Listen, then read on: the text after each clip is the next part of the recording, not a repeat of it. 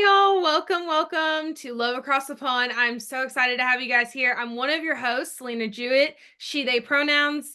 I'm in the Southern US and today's topic is attachment styles. I'm so excited because whether you're looking for some additional guidance in your relationships or maybe just gaining a deeper understanding of who you are as a person and how you tick as a person, I think we might have some answers for you today, which is so exciting. But first, before we go any further, we need to meet the rest of the crew. I have this really awesome, badass babe right here. Kenzie, why don't you introduce yourself? Well, thank you so much, Lena. I absolutely will. Right back at you. My name is Kenzie Wilcox Ingebrand, and my pronouns are she and her. And we are right smack dab in the middle northern part of the US in Minnesota. And I am Ali Hendry. My pronouns are she, her. I live in Brighton on the south coast of England. Now, I would love to ask us a little connection question, if that's okay with you too. Getting Always. to know you. The question is, if you could be anything in nature, what would you be? Ooh, tree. Sorry, I wasn't supposed to go first. Because I, Lena, would be a tree. What would you be? I have now, for the purpose of the tape, I have behind me a painting of a tree, which is actually, I live in a part of Brighton where people just leave shit on the streets. And this was something that was left on the streets, this picture. And me and my daughter spray painted it and a little bit of the wall, unfortunately, outside though, but rented accommodation. And it says, trust your path. I love me a tree. I love me a tree. There are lots of trees pictures in our flat. Oh, that is beautiful. Thank you so much for the background on the picture. Because I've been staring at that, trying to figure it out. That's awesome. I would be a flowing brook.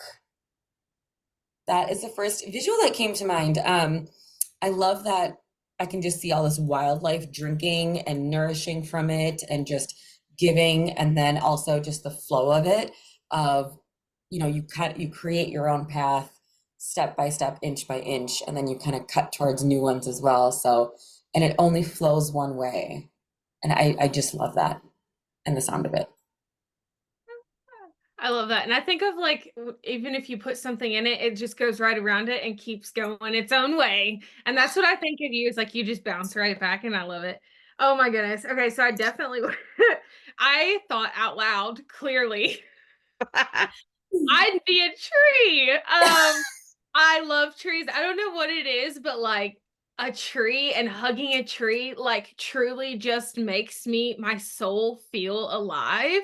And so I would definitely be a tree, but I don't want to be some like wimpy ass tree. I want to be like a redwood, like a big, like I'm gonna grow for a really long time. I'm gonna be like appreciated. I don't know. I feel like the redwoods in like the California area of the US are much more appreciated than like an oak tree in Tennessee is. So, but that's what I would be, is I would be a tree. I love it. Ah, it's Okay. beautiful. I'm sorry for messing up the order, but thank you guys for loving me anyway. I don't think anyone noticed. No, probably not. It's a secret. Uh, Okay, before we really dive in though, because what I'm really anxious to do is just get straight into the good stuff, I need to make sure that we have a disclaimer. Okay. Attachment theory is a very valuable source and it can be a great framework to use for understanding relationship dynamics and even growing in personal development. Um, but it's a theory like every other psychological theory that was not tested appropriately. We'll put it that way. It definitely was tested mostly on Western middle class populations, and it does not fully capture the diverse experience and cultural background of all individuals. And we really want to make sure that we hold space for that. So please, as we talk about this today, remember it's not one size fits all. Take what works for you, leave the rest, and know that any websites we talk about, any theories we talk about does not mean that we align with everything. We just means we can find some kind of value in it. And because it is a really mainstream thing, it's a good way for us to help everyone else find value in it too, in their own way. So with that being said, let's get started. Okay, first up, secure attachment. You guys, let me tell you, this is a doozy. This is about being balanced in closeness and independence. This is the people who have more ease with trusting and having stable relationships. They tend to feel more comfortable with intimacy, independence, and are generally trusting, empathetic, and very responsive in their own relationships. Now, when we're talking about this, I want to break down how these come about, because what we do know is that attachment is generally based off of early childhood and based off of our caregivers. So somebody who has a secure attachment most likely had caregivers that were really emotionally available, consistent, responsive, and very supportive to tend to them. And that's usually how we get a really securely attached person. Now, it's also important to know that we can work really hard to get to secure attachment and to a healthy attachment with those that we're in relationship with. So just because somebody has a secure attachment doesn't mean everything's always been sugars and lollipops, okay? Um, when we're talking about somebody with a secure attachment, we're really talking about somebody who has like the ability to enjoy being with their partners or their close loved ones while also being independent of them and pursuing their own interests and hobbies and stuff like that. A pro for a secure attachment is somebody is going to be more likely to have healthy and satisfying relationships. They're really comfortable with intimacy usually and able to trust others and themselves, which I think is a really big part of this, because when we're talking about having relationships, it all starts with how that relationship started, which is with us, right? The con to this is that they might actually struggle with somebody who is in an insecure attachment, because they might not be able to understand where that person's coming from and why they need so much reassurance and closeness. The second one I want to talk about is anxious preoccupied. Hello, that's me. It's marked by a deep desire for closeness and intimacy, but it also often has a coupling of fear of abandonment. People with this style may appear needy or clingy from time to time, and they are constantly seeking reassurance. Now, again, like I said, where it comes from. So if you're like me and you have this attachment style, don't be ashamed of it. It's not something you did wrong. It's about where you came from. The chances are you had a really inconsistent caregiver who sometimes met your needs and sometimes didn't. So of fucking course you're gonna have anxiety about relationships. Um, the good thing is that, like I said, there's a pro to all of these. There's multiple of them. And the one that I really resonated with is that we're really in tuned with our emotions. We know what we're feeling. We usually can also tell what others are feeling. That's a very often a way for us to be very affectionate and have loving relationships. The con to that is that there's high levels of anxiety and insecurity. And unfortunately, with that comes emotional instability. And if you don't get that shit checked, it could really put some strain on your relationship. Number three is dismissive avoidant. This is somebody who is going to possibly appear really distant. They are going to try and avoid getting really close and having very emotional connections. Oftentimes, their caregivers were very much like that. They weren't available, or maybe they were really unresponsive to them. But of course, if you are growing up trying to figure out what it is that your caregiver wants and what they can give to you, and they're never there, you're going to start relying on who? Yourself. So that's what has brought this on. So think of that as both a pro and a con. Yes, maybe they push people away, but they also are really good when it comes to doing things for themselves, being very self-motivated, which is a great tool to have. Our fourth one we're going to talk about is fearful avoidant, or also known as disorganized. A fearful avoidant one is really complex, and I relate to it in a lot of ways because of my BPD. But it's the push and pull. It's the I love you, I hate you. It's the please be close to me, no, I need space. That's what it is. So with this, someone who has this kind of attachment style tends to be really self-aware and very introspective. So just because they're saying, no, I can't do this, or no, I don't want to be close to you, doesn't mean they don't want that. In fact, with this attachment, it means that they do. And one thing to keep in mind about this one is it often comes from trauma. And because this is childhood based and about our caregivers as children, we need to remember that this is often linked to childhood trauma. Okay. Now I know you guys might be thinking, like, how can I figure this out? Well, I did the work for you. I found two different tests, and you guys can take them to Allie and Kinsey, and let me know like what you guys get on them. I'm curious. The first one that you're going to find in the show notes is going to give you a score of 1 to 100, which is how securely attached you are.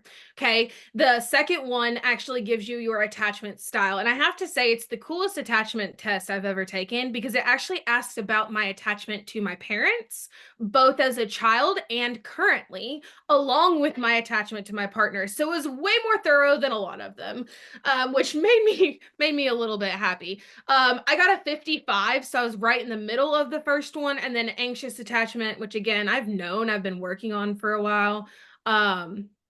But now I need to drink some water, so I'm curious to know which one of you wants to tell me your attachment style and a pro and a con of the attachment style you guys have. Thank you so much. That is brilliant. Brilliant, brilliant, brilliant. Yeah, Kenzie, you just went there before I did. Oh, it was incredible. I'm like taking notes, of course, on everything. And I'm like, oh shit, I kind of find myself, in parts of my life in every single type of attachment. Not necessarily like the push and pull, the disorganized, fearful, but at least the top three, I definitely see.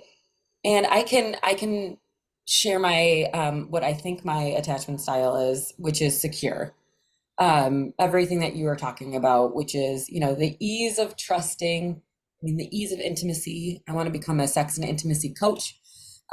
So it just falls into that wheelhouse, and just very responsive and consistent in communication, but also being very emotional about it, being very empathic, and being very intuitive about it, which is why it goes into like the anxious preoccupied, where it's like, oh shit, do I have these anxious thoughts?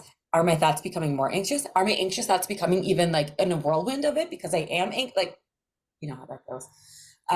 But for the most part, I do feel a sense of security. And the pro is, I hope that I put everyone at ease when they come into my environment, when they come into my aura and my energy and my home. I'm very proud of what we have cultivated and the energy and space that it holds, not only energetically, but physically. It's literally an extension of my inside out, especially my kitchen. That is just the hearth. That is my home right there. And same thing with my office.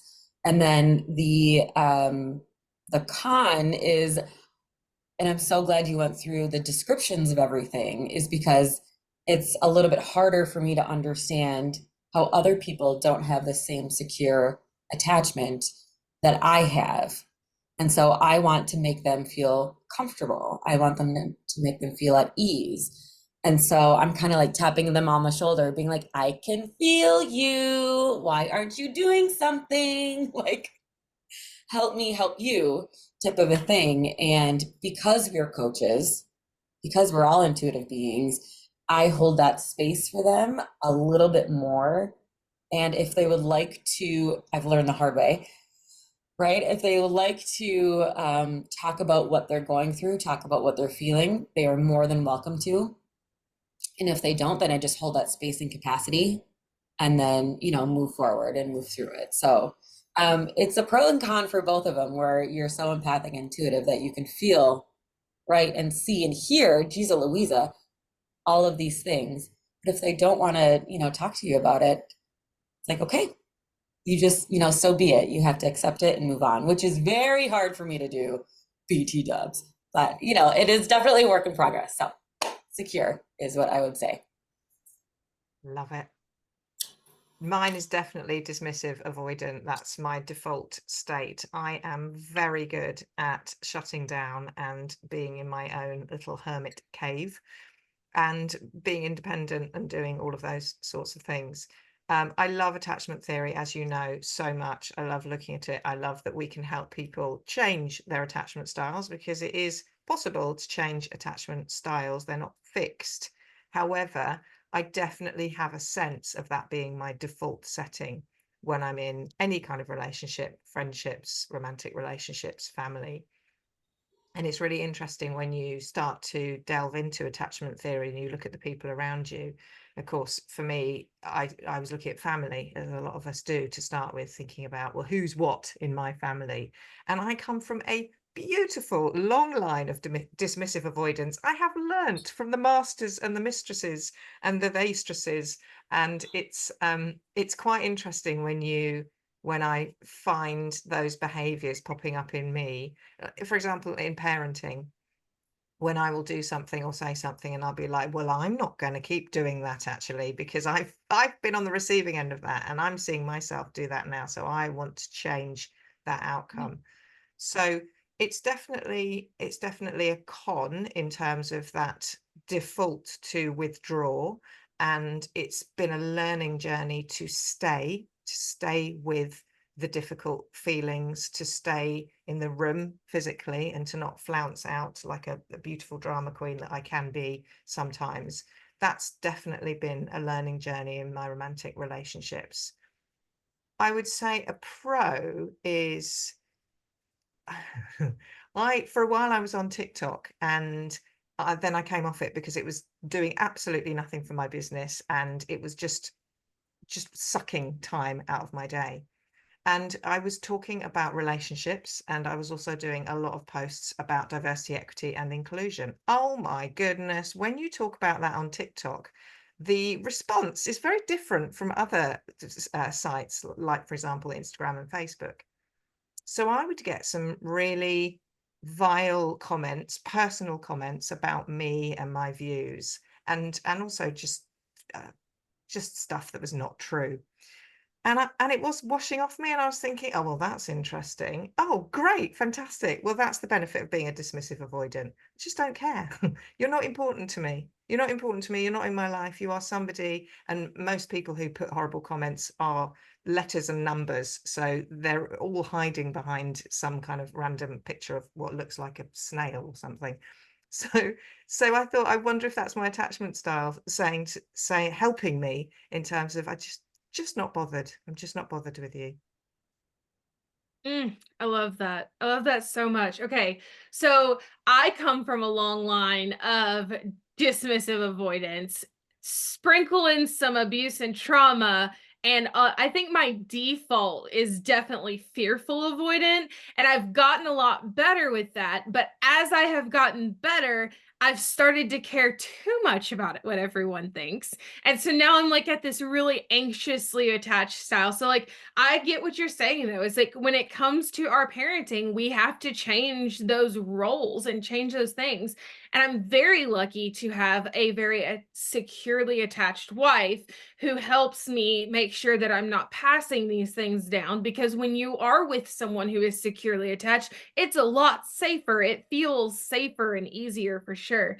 And then Kenzie, I just want you to know that if I ever come to your town, the one thing that I will be doing is coming to your kitchen because I literally imagine this beautiful French pressed home that I would just just love to eat food in, and I don't know what it is, but I can really see what you're saying. But when you were talking about the improved communication, that really got me to the point of what we're going into next, which is, like Ali said, we get to change this. This isn't something we're stuck with, right? It's not our fault we're here. It's our fault if we stay here. Okay. So from here on out, it's about what you do to change it, to make it easier, to do more, to make it better. Because at the end of the day, yes, it's not easy to fucking do this. It's going to take hard work. But just like Ali said, on the other side, there are benefits to working through and getting past your default setting. Number one, improved communication. When you know your communication patterns, you can then communicate those needs to them. I say all the time, it's not about what the trait is, it's about how you use the trait. Okay. If I have an anxious attachment style and I need extra reassurance, there is nothing wrong with me saying I need extra reassurance and telling my partner this. There is a problem with me causing drama or fights or yelling or blaming in order to get the reassurance. That's where it becomes toxic, right? So that's what this means. This is the ability to communicate those needs in a more effective and empathetic way so that you can get what you're needing. So if this is something you're struggling with, because I think a lot of us do, especially when we start this journey, right, of working on healthier attachments, spend time reflecting. How do you respond to conflicts in your relationships? Do you seek closeness? Do you avoid the situation? Do you become defensive? Maybe a mixture, all of them. And then dig deeper. What is really causing you to do that? What do you really want that you're afraid to ask? It's one of my favorite coaching questions. What do you want that you're afraid to ask? I forgot where I got it, but shit, that still sends chills down my spine. Number two. Number two, let's talk about conflict resolution. When we know our attachment styles, it makes more sense how we react to conflict. Okay. So, for instance, if you're very anxious, you might expect someone to sit down and talk it out with you right then and there. If you're Ali, you might try to run away, And that's not going to work for us, Ali. I'm going to have to take a step back and let you calm down and think things through. And you're going to have to take a step out of your comfort zone and meet me in the middle and talk to me at a reasonable time so I'm not stewing in my head. And Kenzie's going to help us walk through all of it, right? Yep. It's going to be great. That's exactly it. Number three, enhanced emotional intimacy. Kenzie, you were talking about intimacy, and I know that you've got an amazing episode coming up for us about intimacy, so we're not going to dive into it today. But if you're listening to this episode now, make sure you check to see if the intimacy episode is out yet, because I know for a fact that it's going to be amazing. And one of my favorite things that I know you're going to talk about is that it's not just about sex. So emotional intimacy is referring to a deeper sense of closeness and connection. Maybe you're sharing your likes, your dislikes, your emotions, your thoughts, your needs, your wants. It's a lot deeper than that, than just sex and a physical excitement. I don't even know what word you should put there, but I got excited thinking about sex. It involves very basic level of mutual trust and understanding and vulnerability to have this emotional intimacy. So when you understand how you're attaching to someone and how you're detaching when you're separating and what that is causing, it allows more space for that emotional intimacy. So maybe ask yourself today, how comfortable are you with expressing your emotions and your needs to your partner? And then, of course, we have healthier boundaries.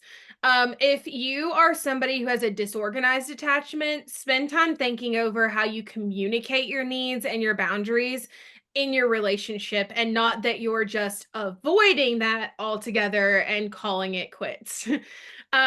Lastly, you're going to have increased empathy and compassion. Just like I said, you guys, this has a lot to do with where we were as children when we couldn't help what was happening to us.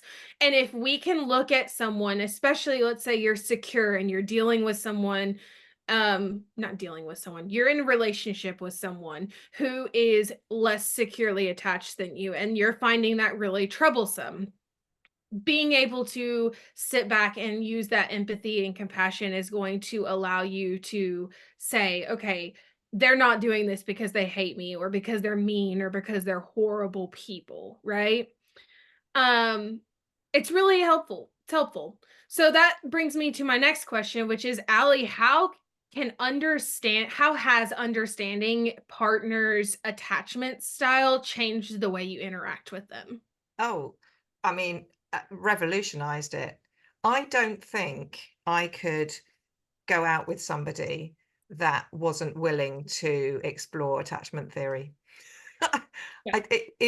I don't, because it's a language that works. And I love the caveat you put right at the beginning in terms of this isn't necessarily going to work with Indigenous populations who don't grow up in a, mononormative kind of father mother type environment, and because it's, that's what John Bowlby was doing when he was thinking about attachment theory. So I think people that I've dated so far, if if there was anyone who wasn't willing to explore their attachment styles, then I would really struggle with that. And I think it's because of all the things you were saying, Leighna, in terms of how it shows up.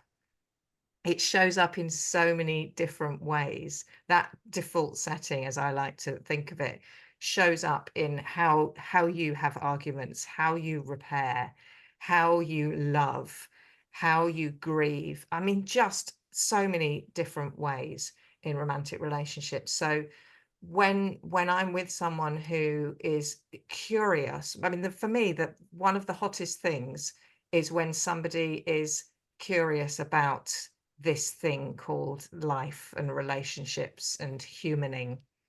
That's really hot. When I learn from them, when they tell me something they've just read or they've learned or they've listened to a podcast, that's paramount, basically. So it's definitely revolutionized how I approach relationships and what I expect from others that I'm in relationship with as well. Yeah, absolutely. I can completely understand what you're saying. And because it has to do with where we were, doesn't mean it's where we are. Like you said, we're constantly changing. And as I mentioned, we can use this for personal growth too, right? And so I'm just going to list off a couple of ways that that working on creating a healthier attachment can make things improve in your personal growth area. Number one is self-awareness. We can all agree here that the first step is being aware. You can't change something you don't know that needs to be changed. So step one, you now know that this is something you need to work on. And because you're growing, because we're changing, it's time to start now. When you were talking, Allie, all I could think is, how much do you actually know yourself if you don't know your attachment style? Because it really is about where you are today, not just about the history you've been through. And so that brings up number two, which is emotional regulation. Being able to recognize those emotions and manage them, that's a two-part situation. And this can help with that, because if you know that you are an avoidant, maybe you're trying to hash it out right now. And what you really need is to just take a step back and communicate that, be respectful of your time limits, but just communicating it. Because number three is personal healing. This is about us. This isn't just about how we relate to others, because again, it's about how we relate to ourselves first, you know, and then we get to build on to the rest of it, bringing us to number four, which is building secure attachments. If you don't have the first three things, you can't build healthier ones. It doesn't matter what you know, it's about how you apply it. And you have to apply it to yourself first. That brings you to number five, which is increased self-esteem. You see, these are one after another. This is a domino effect. This is why I said it's hard. It's not easy, because it's not just you're going to go and microwave, some leftovers and you've got a dinner. Like, we're making spaghetti from scratch, noodles and all, okay? And it's worth it, because tell me it doesn't taste better. You can't, because that would be a damn lie, and we don't need to do that here. Okay. So, with that being said, knowing that this is a balancing act, knowing that it takes time, Kinsey, how do you balance your need for independence and your desire for connection in relationship when you have a secure attachment? Oh, girl, right? How do I balance my need for, say that again, balance my need for, How do you balance your need for independence and your desire for connection? oh, it is incredible. Balancing my need for independence. Since I work from home, it is extremely difficult to have that independence. So I feel like Cinderella from like Rogers and Hammerstein Cinderella. So go with me on this. And oh, but you can't see it. Damn it. In this like corner, I have this gorgeous peacock chair that you can't see me if I'm sitting there. I have my bathroom door like open so you can't see the hallway. And then the kids literally have to come and find me. And so that's where I do my journaling. That's where I do my meditation. That's where I emotionally regulate if things are like really oof to oofties for me. And so I actually utilize that independence, and same thing with working out and same thing with walks. It just balances everything out. But it is also on the flip side because I do have the secure attachment, I know my worth. And from what you were talking about like 2 hot seconds ago, is that my confidence and my value, if you don't like what I bring and my light, that is absolutely fine. I will take this to someone who like really can resonate with it, who just sits with it and relishes in it, because I love myself so much that I know I'm a fucking treat to be with. Absolutely fascinating, like blow your mind type of a thing. And once you're in my circle, once you're in my energy, I don't let you out. And it's not like I'm gonna hug the puppy so tight I'm gonna like, its head off. It's not anything like that. It's literally that, right? Little Adam Sandler. Anyone? No? Okay. Sorry, my husband and I quote Adam Sandler all the time. And so it's not anything like that. It's literally just you're in, and it takes a while for you to become in, because I'm very persnickety on who I let into my circle, because I know I'm so great, but it's also can be a little draining. So I do it and I balance it with the independence of I know my worth, I know my value, I know what I bring to the table. And that took a freaking long time, you guys, to understand. Because for a long time I thought I was this ugly duckling with this great big personality, and I didn't know what to do with it. My family didn't have it, and I was just like, well, I'm just gonna sit here like, and I felt super out of the loop, super like, like the ugly duckling type of a thing. So these past, I don't know, 15 years, I've been working really, really hard to harness, to understand, and to understand that my light is a gift. It's not meant to be dimmed. For a long time, I was dimming it. And so it's like, if you can't handle the shine, if you can't handle this glitter, not for you, which is fine. So once you're in, and once I can like have those type of attachments with you, it is a gem. It is going to be fun. Let's go. Let's talk about intimacy. Let's talk about sex. Let's talk about vulnerability. Let's talk about relationships. And basically, whoever I meet, I start out with that of this is my intention. This is what I want to grow community in. This is what I want to grow relationship in. If this is not for you, that's okay. But here's my intention right off the bat. And 9 times out of 10, they're like, oh, I'm here for it. Let's go. Let's go. So it's been a wild ride, a very interesting one. Tons of learning opportunities and capabilities of falling on my Patushka, but so worth it. I love that so much. And the entire time you said the same thing, which is that you create what you need. You create the space. And I'm assuming that probably has a lot to do with some of these practical steps that I have for our listeners. Because you said that you walk away, that you create the space, and that you have like the little hideaway, which I love. So those are some really good things. But what that ties into, in my understanding, is the self-awareness, the reflection, it all comes back to focusing on what did you need? You needed self-love. You needed to learn how to love yourself more, and you did that. And now look at how that's affecting you. And that's really beautiful.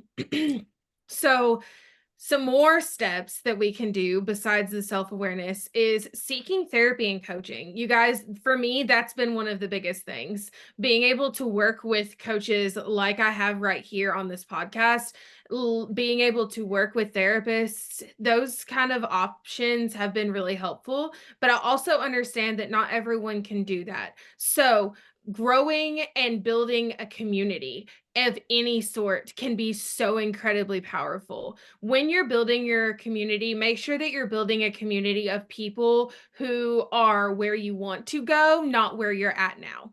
That is the most important thing when you're building a community, because you cannot pay for a community. Okay. Number 3 is that you can grow healthy communication skills. Practice being an active listener. That means listening to what they're saying and not thinking about what you're going to make for dinner tonight. That means sitting here and feeling the emotions and the excitement that they have, or the sadness that they're expressing when they're telling you these things. Be very assertive in your communication. Don't beat around the bush. We don't have time for that. Time is the most valuable commodity we have. Let's not waste it. Number 4, build trust gradually. Look, I know all my BPD baddies out there are like, oh, yay. And let's be real, there is a U-Haul term for the queer community for a reason. It's not always the best choice. Step back, take some time, and build it slowly. Just like Kenzie said, it takes time. This is a lesson on lesson on lesson. It's not one at a time. And then take some time to develop that self-esteem. Again, it takes time. Through that, you'll find that emotional regulation. You'll be able to identify what your emotional triggers are and develop strategies to cope with them. Practicing that vulnerability, again, one step at a time, you guys. You don't have to go all in and tell them everything. You could just tell them that one time that they said something that didn't make you feel super great inside, okay? Just that one time. And if saying it is too loud, write it out. There's more than one way to communicate. Educate yourself, read the books, attend the workshops, go to the seminars, read Allie's blog posts, buy Kenzie's workbooks. These things help you in this. It is something that takes time. So the very last thing I have for you is to practice patience and persistence.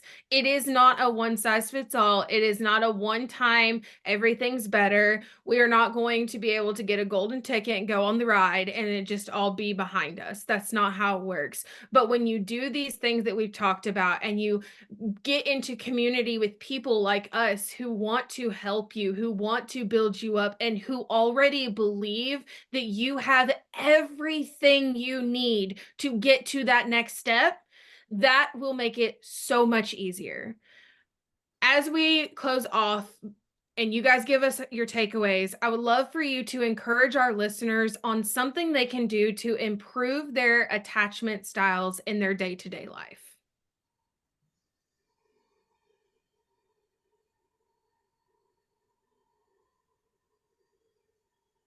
Mhm. That's such a good question. I'm just reflecting on the work I do with clients when they come to me and say, I want some tools, I want some skills. And a lot of it is what you've talked about with your knowledge that you've been sharing so beautifully today, which is that self-awareness. And that's always going to be the starting point to any kind of change. Or where am I at? Where do I want to get to? I absolutely love what you said. Actually, maybe this is the takeaway, because this is my takeaway, so turning it into their takeaway as well. Find a community that is where you want to go. So that is my advice. Have a look at what's around you that will support your journey, not where you're present day now, but where you are going. That's what I would invite the listeners to have a think about. And you can look on social media, You can do a Google search. You can, as we've said, we'll put links to Kenzie's workbook and some of the blogs I'm writing on Medium. So you can have a think about what is it I'm accessing, and then see where those communities are housing themselves. I love that. Thank you so much. Kenzie, what about you? I'm going to piggyback off of that. The self-awareness, I think that's what really led me down this path. When I started becoming more and more of myself and changing, I asked myself, as things were coming out of my mouth, which is very hard to control, I asked, is this for my highest and greatest good? Or does this feel good to me when I'm saying this? If it feels really icky and I want to, concave, no, shut up, don't say it. Keep that in the back of your mind. Let's reframe it and then learn and then move forward. So I did my gut checks, how I like talked about that. Like I did my gut checks every 5 seconds basically of, is this for my highest and greatest good? What value am I adding by saying this? There's no value add, I'm not going to say it. That's number one. And then number two, this is like a really fun thing. I keep a 5-year diary or a 5-year journal. And so it's just like 3 or 4 sentences in there. And I can keep track of what I did that day, what readings, right, or spiritual, things came in, and how far I've come. And so every single day, it gives me that different type of lens or view of fucking shit. I did this like 4 years ago. I can't believe that. Or I was so busy. Kenz, you need to slow down. Those types of things and those beautiful insights of self-awareness just really help keep me on track. So it's those two things of like gut checks. Does this feel good for my highest and greatest self? And the 5-year diary. I love that. Thank you so much for sharing that. I think journaling is probably one of my favorite things to do for sure, and probably something Allie suggests to a lot of her clients. Yeah. For me, the thing I'm taking away is I just have to be kinder to myself. And I know that that wasn't even like a direct thing, but you guys, so much of this isn't my fault. And just because it is hard now doesn't make me a burden. And I feel so frequently like the things that I am falling short in have left a burden for so many others to carry in my life. And just reminding myself that, again, it's not my fault and I'm doing the work. I have been doing the work. The fact that I've moved out of one style and into another and even progressed in that, and I'm halfway there, like, holy shit balls, I was nowhere near 10 last year. Okay. Like, I've worked so hard, so hard. So, I'm taking that and just understanding that knowing these attachment styles and taking steps towards that more secure attachment has the ability for me to improve my relationship with myself and with others, and to support my growth and the growth of others, which that's what I want to do as a human. I don't just want to be here for funsies, I want to build up those around me. So I want to remind everyone, all of our journeys are different. They're all unique. And it's so important that if we need any additional help, we seek that. You have 3 amazing coaches here who can also bring you resources to therapy and other stuff that you might need on this journey. So feel free to reach out anyway. In our show notes, we'll have our websites and all of that good stuff. But until next time, thank you guys for joining us. Another podcast episode of Love Across the Pond. Be sure to share, like, comment, tag your friends, somebody you know who might get some benefit from this. And for more resources, check out the links. Until next time, have a great rest of your day. Bye. Bye.